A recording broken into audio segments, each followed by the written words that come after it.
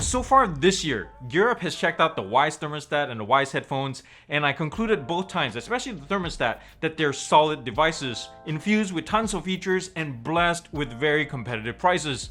And surprise, surprise, WYZE is back at it again, and this time with this, the WYZE Watch. They call this a smartwatch, but I personally think it's more like a glorified fitness tracker, but the clincher here is how much it costs. WYZE wants $19.99 of your hard-earned cash. Yes, you heard right, 20 bucks. So in this video, I want to find out if this is even worth paying for, or are you better off just donating this to charity or supporting my Patreon down below? Let's find out after these messages that way.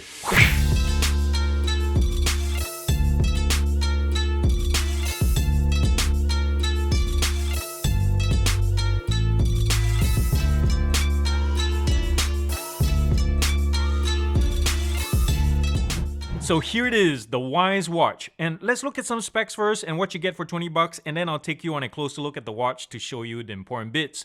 And by the way, if you dig the video so far, please like, subscribe, and turn on the bell notification icon below. That would be super helpful. And also check out the new applaud feature right below the play controls here, where you can financially show appreciation for the stuff that I do if you like to do that.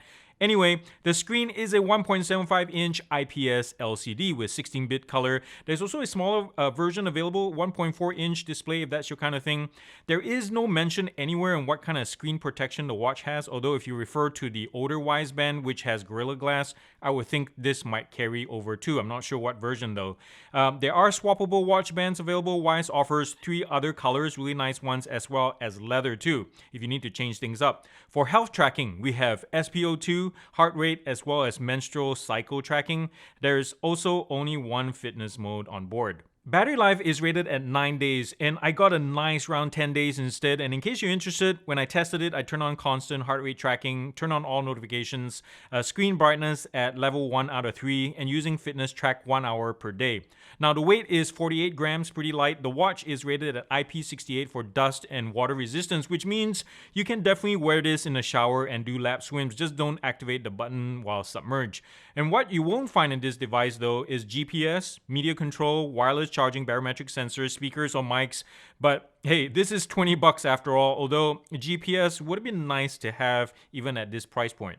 Now, I realize that there's some of you out there who find square watches so blasé, but I'll tell you what, the WYZE watch looks quality. From this outer case to the glass up front and out back as well, this definitely looks more like a, I don't know, $50, $75 device. The aluminum alloy frame looks spot on, it feels good, it has nice color and texture, good manufacturing process. It kind of reminds me of an Apple Watch. In fact, this was something that WYZE had to delay shipment of on their first batch just to get the frame right.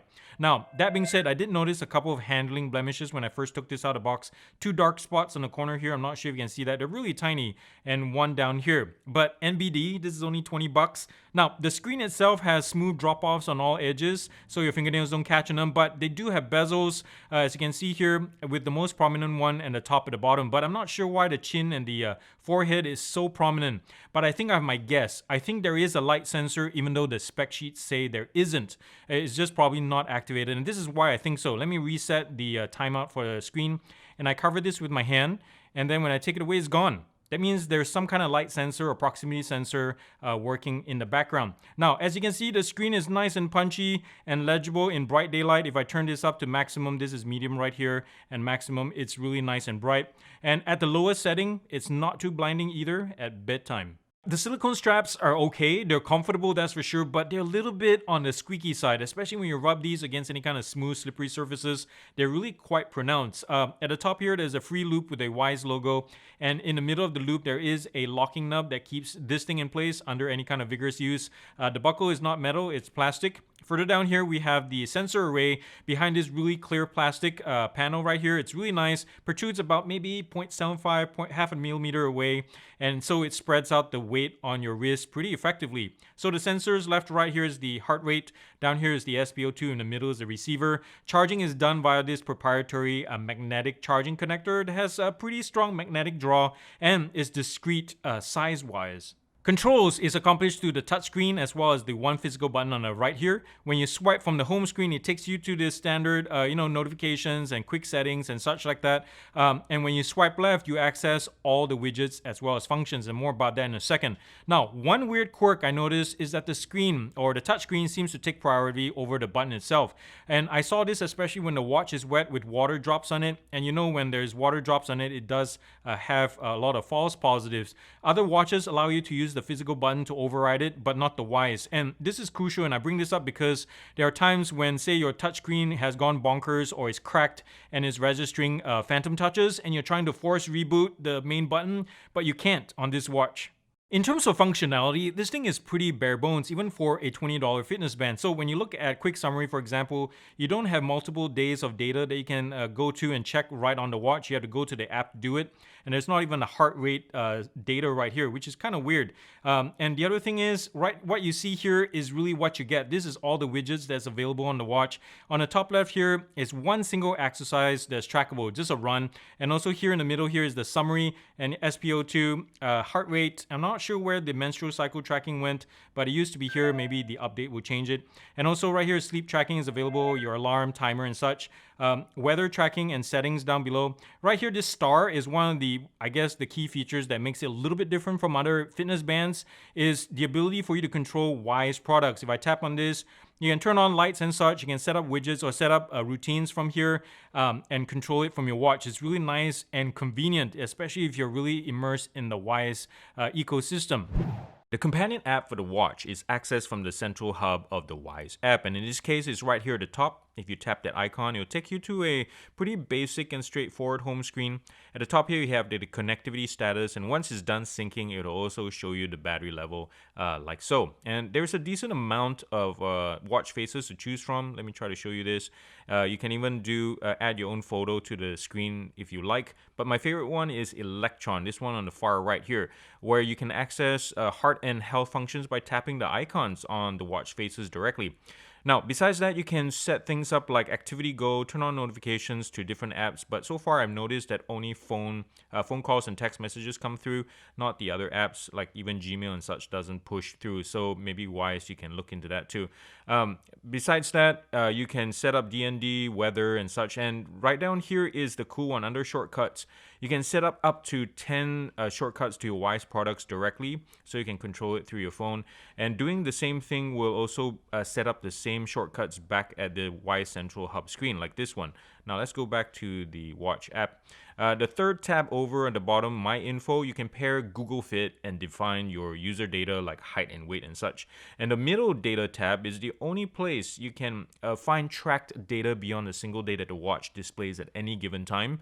Data is shown like in weeks and days and months, but it doesn't really offer any kind of interpretive or motivational info like, encouraging me like to sleep more or watch my O2 levels. Now, one weird quirk is that if you try to scroll through the data while the watch is syncing, it will bump you back out to the home screen. Alright, I'm gonna sound off the negatives first, my top 3, and if you don't like what you hear, you can always scratch this watch off your list. And the first one of all is the unbearably slow UI. This thing, you probably saw a hint of this during the close-up when I was swiping between the screens. It's herky and jerky and slow. It's like molasses in winter or something, and I really hope this is a firmware issue that they can fix the efficiency on and not a hardware, because that would be impossible to change. And the spec sheet on the website, I really hope this is a typo. It says the RAM has 512 kilobytes.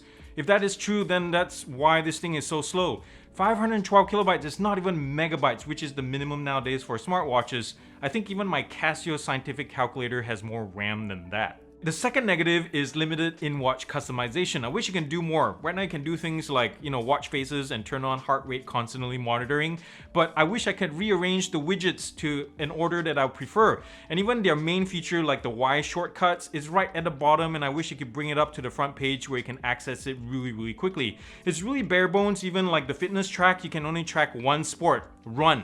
What happened to cycling and walking? That's just, expected. And the last negative is accuracy, the bread and butter of fitness trackers and smartwatches along with their sports modes. And I understand that all these devices have discrepancies, but the WYZE watch seems to do worse in a lot of areas.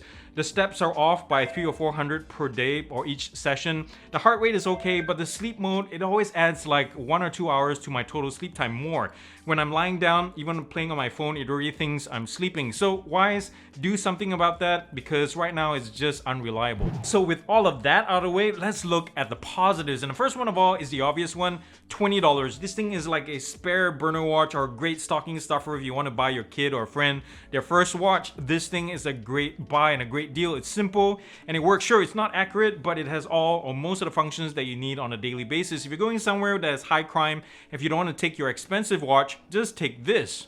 And to add to that low entry price is the battery life. This will last you for 10 days, so on most average trips without you having to worry about bringing a charger. And the last positive, well, it's more of an assumption at this point, but if you look at WYZE's history and their products, they're really good at listening to their customers and just adding features and doing a lot of fixes on all their products very frequently. So I have some hope with the WYZE watch. Even though it's bare bones, there is the possibility of feature add-ons in the future.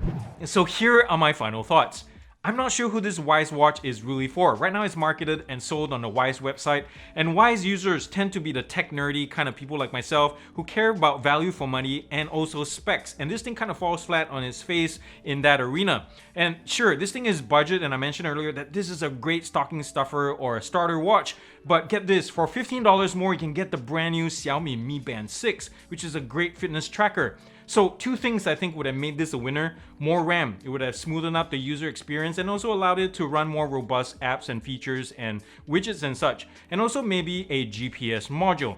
This thing rocks the Apple Watch look. It really looks amazing, but functionality wise it's really sorely lacking. So WYZE version 2.0, do better. So ultimately I want to give this WYZE watch a gear up score of 6.9 out of 10. And this is how I got to the final score, or how I broke it down. If you have any questions, feel free to comment down below. Well, there you have it, guys. Thank you so much for watching this episode, and hope you come back next Friday, 10 a.m. Eastern time for a new episode, unless of course I break a foot or die or something like that. And if you haven't already, please consider subscribing to this channel, mash and kill the button down below.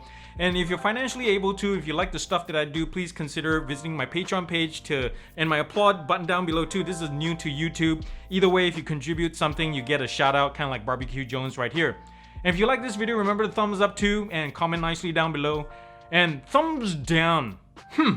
Thumbs down to the naming person at WYZE Labs. They have the toughest job. They come out with so many products per year, and it's so generic names like the WYZE Sprinkler, the WYZE Hand Vac. I pity that job. So WYZE naming person, I can help you out. If you ever come out with the personal men's groomer, I'll call it the WYZE guy.